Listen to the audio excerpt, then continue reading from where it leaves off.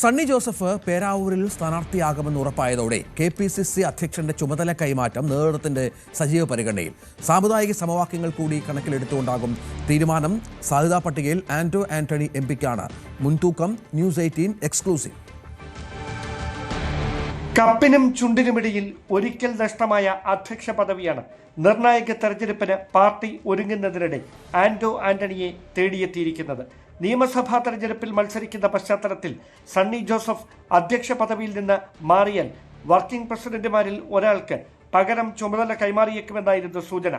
AP അനിൽകുമാറും PC വിഷ്ണുനാഥും വണ്ടൂരിലും കുണ്ടറയിലുമായി വീണ്ടും ജനവിധി തേടുന്ന പശ്ചാത്തലത്തിൽ വർക്കിംഗ് പ്രസിഡന്റുമാരിൽ ശേഷിക്കുന്ന ഷാഫി പറമ്പിൽ MP-ക്ക് താൽക്കാലിക ചുമതല കൈമാറാനായിരുന്നു ആദ്യഘട്ട ചർച്ചകൾ.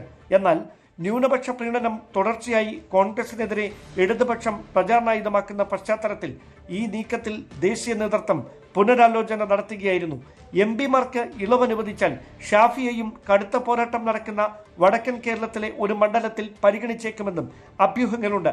കേരള കോൺഗ്രസ് M-നെ മുന്നണിയിലെത്തിക്കാനുള്ള നീക്കം അനിശ്ചിതത്വത്തിലായതോടെ ക്രൈസ്തവ സഭകളുടെ പിന്തുണ കൂടി മുന്നിൽ കണ്ടാണ് മധ്യ കേരളത്തിൽ നിന്നുള്ള ക്രൈസ്തവ മുഖത്തെ പാർട്ടിയുടെ നിർണായക പദവിയിലേക്ക് നിയോഗിക്കാനുള്ള ചർച്ചകൾ സജീവമായിരിക്കുന്നത്.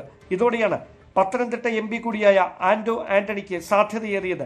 സിറോ മലബാർ, മർത്തോമ, പ്രൊട്ടസ്റ്റന്റ് ഉൾപ്പെടെയുള്ള ക്രൈസ്തവ സഭാ നേതൃത്വവുമായി ആന്റോ ആന്റണിക്കുള്ള വ്യക്തിബന്ധം മധ്യ കേരളത്തിൽ UDF-ന് അനുകൂലമാകുമെന്നാണ് നേതൃത്വത്തിന്റെ കണക്കുകൂട്ടൽ. പത്തനംതിട്ട, കോട്ടയം, ഇടുക്കി, എറണാകുളം ജില്ലകളിലെ ക്രൈസ്തവ ന്യൂനപക്ഷങ്ങൾക്കിടയിൽ സ്വാധീനമുണ്ടാക്കാൻ KPCC അധ്യക്ഷന്റെ ചുമതല ആന്റോ ആന്റണിക്ക് കൈമാറുന്നതിലൂടെ സാധ്യമാകുമെന്നും കോൺഗ്രസ് ഹൈക്കമാൻഡ് വിലയിരുത്തുന്നു. പ്രതിപക്ഷ നേതാവ് നയിക്കുന്ന കേരള യാത്രയ്ക്ക് പിന്നാലെ KPCC അധ്യക്ഷന്റെ ചുമതല മാറ്റവും ഉണ്ടായേക്കുമെന്നാണ് സൂചന. Dan Kurian, news 18, Thiruvananthapuram. കൂടുതൽ വാർത്തകൾക്ക് news 18 Keralam YouTube channel subscribe ചെയ്യുക.